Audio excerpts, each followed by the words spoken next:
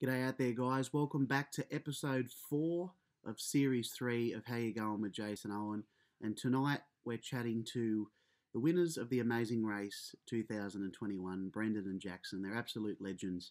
It was great having a chat to these guys. We're going to tune in. We're having a chat about, of course, the Amazing Race. I'm also asking them their opinion on anyone else out there that might be willing to go on a show like the Amazing Race, what they're up to now, what they're planning on doing with the $250,000 that they won, $250,000, and just having a yarn in general and catching up with the boys right now. So let's flick across and say good day to the guys and see how they're doing. And the boys join me now for a chat. How are you, fellas? Good, thanks, mate. How you going? Oh, mate, just plugging away, living the dream, as they say. How's the experience been, boys? I've got to congratulate you on winning the recent series of Amazing Race, boys. What an incredible opportunity, incredible moment. Give us a bit of an insight as to how you feel about it all. Go on, Jackson. Owen. You're the man. You're the man. Go on. No, it was we're both over the world when we got accepted, and then we just thought if we get there and not get eliminated first would be a bonus, and then to actually get there and go as far as we did and ended up winning, it was unreal. So it was a surreal moment getting picked on there and then going and experiencing everything we did. So we're very, very grateful for it. That's for sure. Good on you, mate. No, that's fantastic. Brendon, was it what you thought it would be, mate? To be honest, I don't really know what I was expecting. I never seen a series of Amazing Race until the week of quarantine, so I didn't really know what to expect. Yeah, and that's how you've come to apply, was it? You just sort of watched it and then thought, we should bloody chuck our names in for this. Yeah, well, actually, my partner sent it to us, and I was on the phone to Jacko at the same time, and she said, "Oh, we should apply for it." And I was like, "Hey, great idea! You're 8 months pregnant." And then Jacko's like, "Oh yeah, right, we'll have a go." So yeah, off we went. Oh, good on you, mate. That's bloody fantastic. Now I heard that you always wanted to use the money to buy yourself a set of teeth, mate. Is that true? Yeah, bloody oath. Have a go at them. I want to be featured on one of them billboards, mate, with one of them Colgate smiles, you know, the ting. You just total new ones, mate, or what are you, veneers? Well, I don't really know. I didn't realise there was so many different types you can get, but I'd like to get a whole new set because the ones in the back are a bit how you going as well. But there's been a gentleman from Sydney, Dr. Dean, his name is, Sydney Implant Surgery. He actually reached out to me the other day and he offered to give me a new set of teeth. So I'm actually going to go and see him soon. Good on you, buddy. So Delors going to be Australia's Usher and you're going to be Australia's Nelly. Is that right?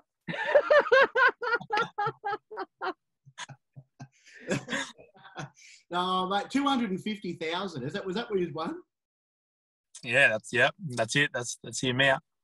Jeez, mate, that must be bloody mind blowing to think that you've won that money. But I've got to ask you though, like when you were being so close to the end of that show, is that when it started to sink in how much money you could actually win if you won this thing?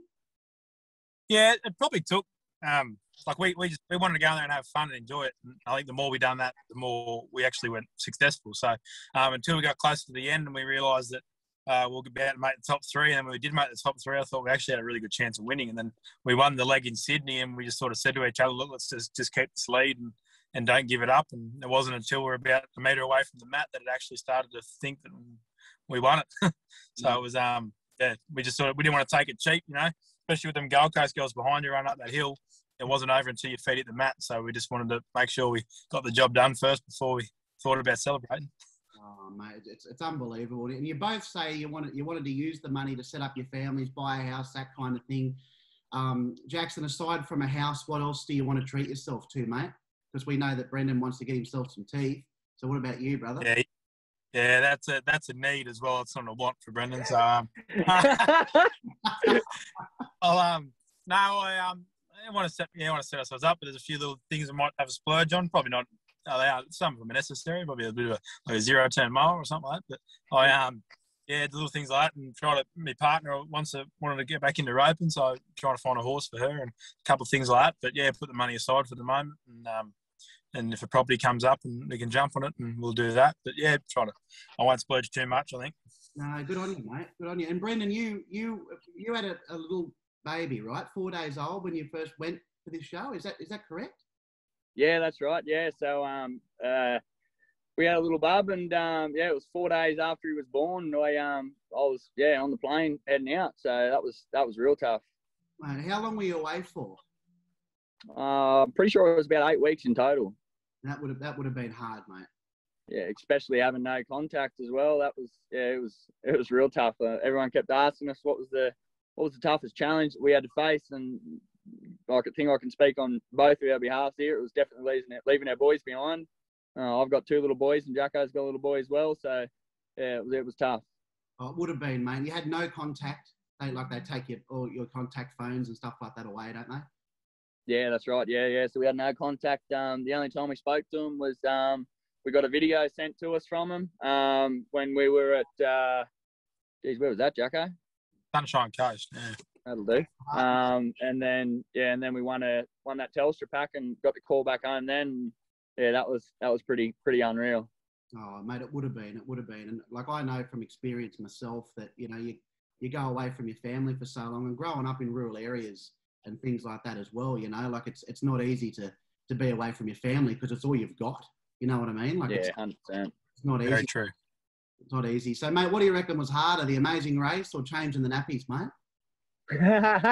Yeah, I'm not a real good on the old bum change. I struggle to walk my own, let alone someone else's. Yeah, oh, mate. I've got a weak stomach, mate, but I've got all that to experience in the future, I'd say. No doubt about that. Yeah, bloody oath. Mate, well, tell us, guys, about the pressure you're under on a show like this. You know, you're physically pushing your bodies from one place to the next, mentally draining, you're being away from home. How draining is it, you know, to do something like this? Go on one of these shows. It's it's not what we expected, but we didn't want to. We took it day by day, but the physical side of it, we like doing like hard work challenges too. But in cardio fitness, not our strongest point, as we can see that. But it all comes down to mental toughness as well. So you know, every day is so long. At the end of the day, you no contact with your family. You get put in a hotel room, and I think it's just who cracks under pressure. Pretty much is what got to do to you. So we knew it was that, and we knew we could be mental tough, and we knew we could do that because radio on and being from the country, mental toughness is every day. So you just sort of had to take it day by day and challenge by challenge, and we adopted that mentality, and fortunate for us, it helped us through. Yeah, no, fantastic, mate. What do you reckon the hardest thing was to do on the show, mate? Like, where was the point that was there ever a specific point that you sort of went, oh, we can't do this, you know, like I want to stop, I want to give up? Was there ever that moment? There was a weak moment for us at Adelaide, I think. We come last. That was probably a bit of a reality point, like checkpoint. We sort of went back to the hotel room. We weren't angry. Like, we were angry that ourselves we come last, but we sort of sat in the room together, and then we were talking, and we were sort of sad and missing home. And then we looked at each other and just sort of said, well, if we give up, there's no point in being here. So let's just keep pushing. That was probably our turning point. Yeah. Yeah, mate. The physical challenges. You know, what really pushed you the most on the show, do you feel? I think just each other's energy, really. We bounced off each other a lot. If one of us were slacking off a little bit, we kind of picked the other person back up. And I don't really know. I mean, every day was a challenge, really, when you think about it. So yeah, I think just having each other there and knowing what we're both capable of doing really helped a lot. Yeah, we knew. Yeah, no, sorry, mate. You're right. Go. Yep. No, yeah, we knew it was going to be tough, and we both have strength. Everyone has strengths and weaknesses, but every day was a challenge, like Brendon said, because every team that was there had a chance of winning. Like, every team there was strong in so many different things, so you could never take it cheap, and you can never take any team lightly. So you just had to thrive off each other and pick up each other's weaknesses and go from there. Yeah, mate, I can only imagine. Was there a specific moment on the show that made you both feel the most proud? What's the most proud moment on the show, you reckon? Probably that last one, I'm going to say. Definitely running up that hill. The TV didn't really show how physically hard that challenge actually was. That was a big haul, that hill. Like, there was one point there we were on our hands and knees rolling up that hill. Like, that was probably the most physically and mentally challenging one we had yet. I'd No, I agree with Brendon, right, especially for myself, being very unfit. Like just climbing up that hill was it was hard, and lucky Brendon was there in my ear trying to draining everything out and mentally pushing you up the hill. But then there come a point where our bags were the heaviest out of everybody's, and every single weight felt like it was on your shoulders and pulling you backwards, and we're both just trying to climb up there for bloody poor help. But no, that was definitely the hardest challenge we had to face that last moment. Oh, mate, it would have been absolutely brutal. I'm unfit myself, mate. I don't know how you do it. I don't know how you do it. I've got no idea. It's not easy. I can only imagine, eh? Yeah, the only gym I've seen in the last 2 years is Jim Beam, so... If we kept stopping for them sausage rolls and Red Bulls, it would have been stuck. Yeah. If there was a bottle of Jimmy up the top, he would have got up there even a bit quicker. Mate, I reckon Jacko would have bet me up there. Yeah. Mate, I'm a country boy myself. I grew up in Albert. It's about 120 k's west of Dubbo.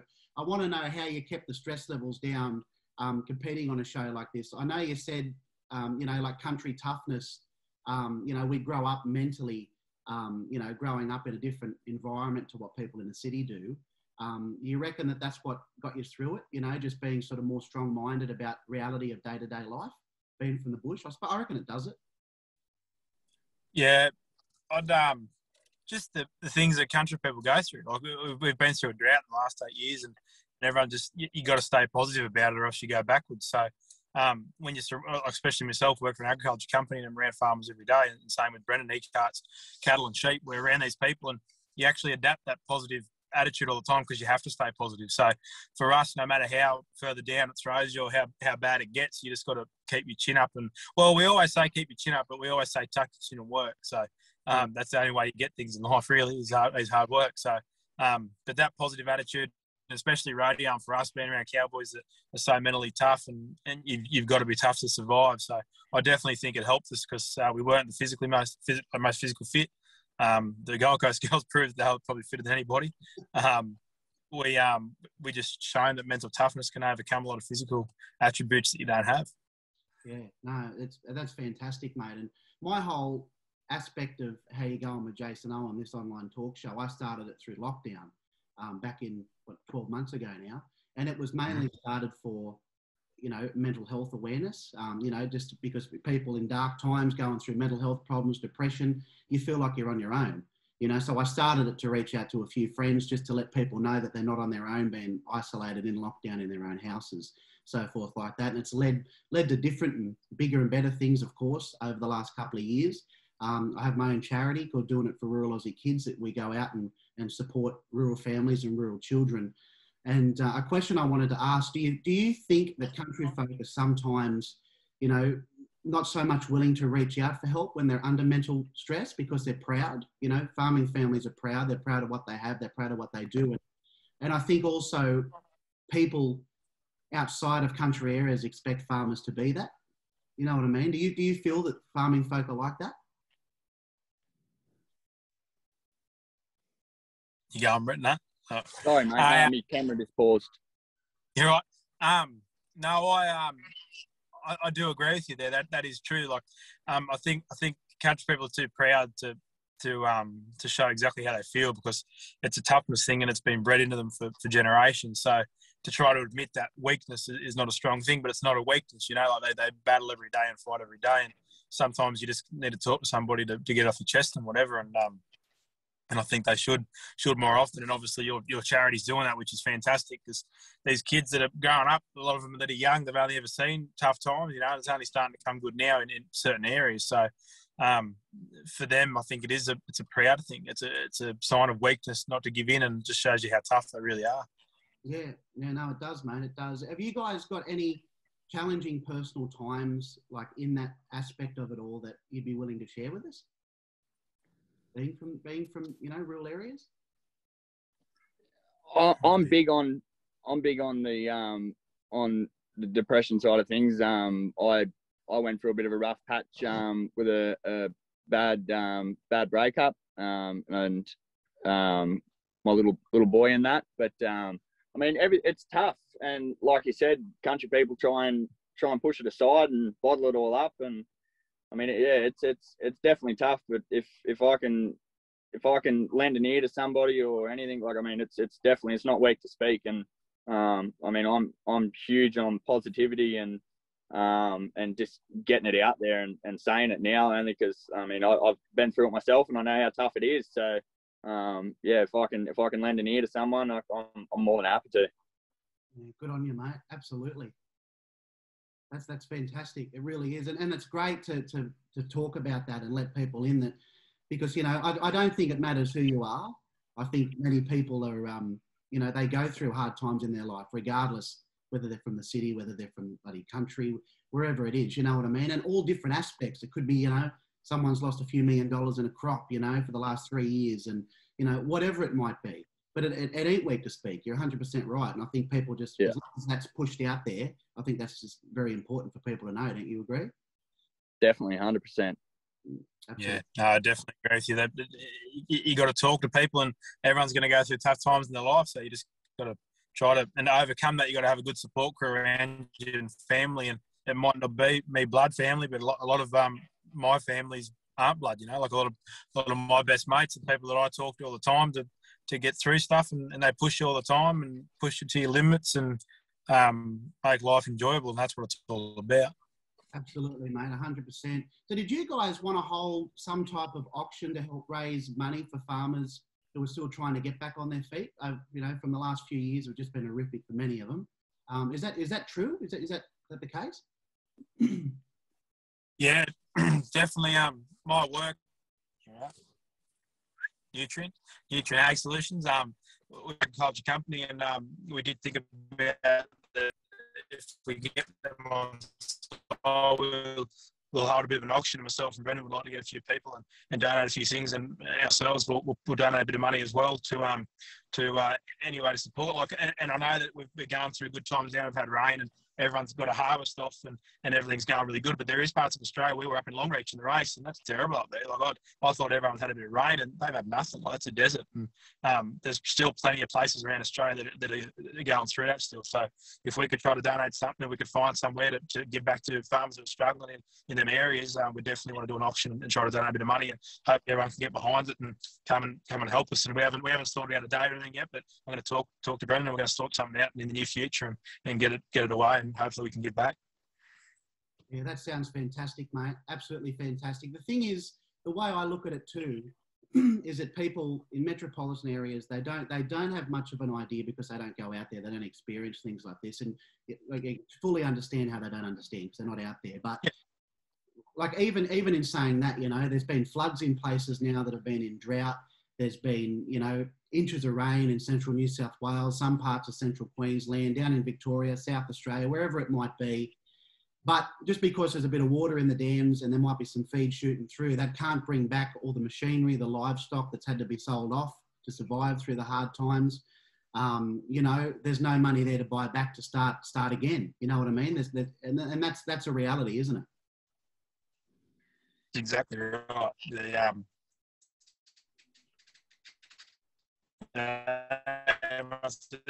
cattle prices are through the roof at the moment, but for farmers that have got to restock, they haven't got the money to replace them. So they're behind, still owing a lot of money. So there's still tough times to go, and hopefully everything stays good. But it's still going to be a lot of years before they can get back out to even and start getting ahead again. So in that time, but that's where mental toughness kicks in, and that's where they've got to try to be tough about it and talk about it. And that's what we should all be pushing for. Yeah, no, I agree, mate, 100%. So you both are professional rodeo riders, is that right? Brendon, you're ranked number 2 in Australia for bareback riding. And Jackson, you have 4 rodeo championship titles under your belt. Is that true?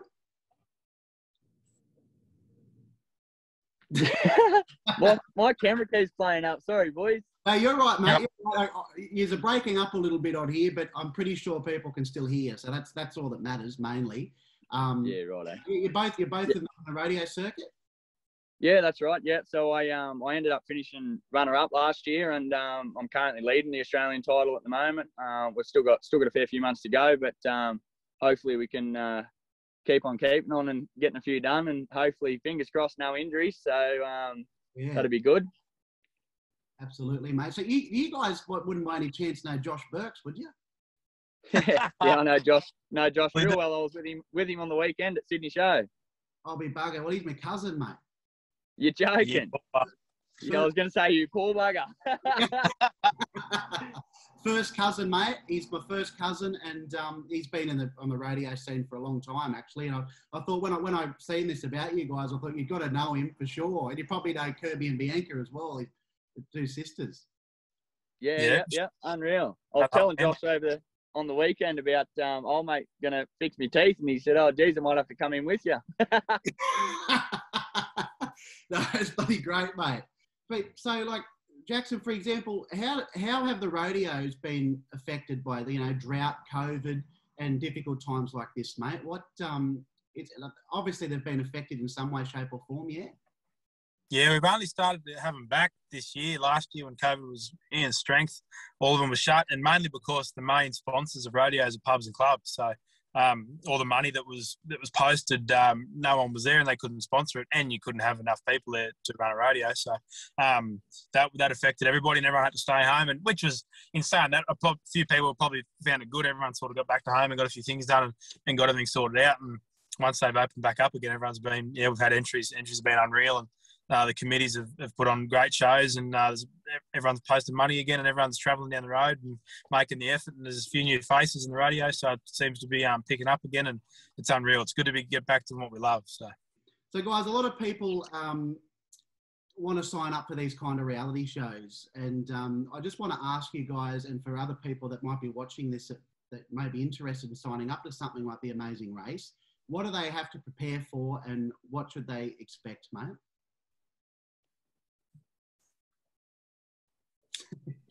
Got him. Got him? Yeah, I got him. Oh, you mean that? No, I was meaning I got the fly. Oh, right. Yes. Right. For anybody that wants to apply, like, it was a bit of a spur of the moment thing for us, but we're definitely glad we've done it now. But if just give it a go, give anything a go. Be yourself. We never changed, and we never did, we never will. So stay and just apply and try to have fun with it. Be yourself. That's the only advice, and that's the only advice you really need. I think it's just stay true to yourself and give everything a go. 100%. Yeah, I'm true with everything Jacko just said. The only advice I'd give is probably try and get a little bit fitter before you go. Maintain your protein shakes, and just keep into it. Well, boy, that was the first thing I bought. As soon as the money come through, I went and got myself a big old dirty cheeseburger from Mickey D's. Good on you, mate. That's the only way to do it. And boys, I've got to thank you for coming on for a chat. Really appreciate it. Australia, love watching you on the show. It was a bloody pleasure and had a lot of fun. And you're legends, guys. Really appreciate it. And I hope to catch up personal, eh? We'll bloody catch up sometime face to face. Sounds good. I'll come to a rodeo. Sure. Show me how to bloody on a bull. Yeah, hey, bloody oath. Careful what you say. Good on you, fellas. All the best, eh? Cheers, mate. Appreciate it. Thanks for having us. Cheers, mate. Thanks for having us. Bye, mate.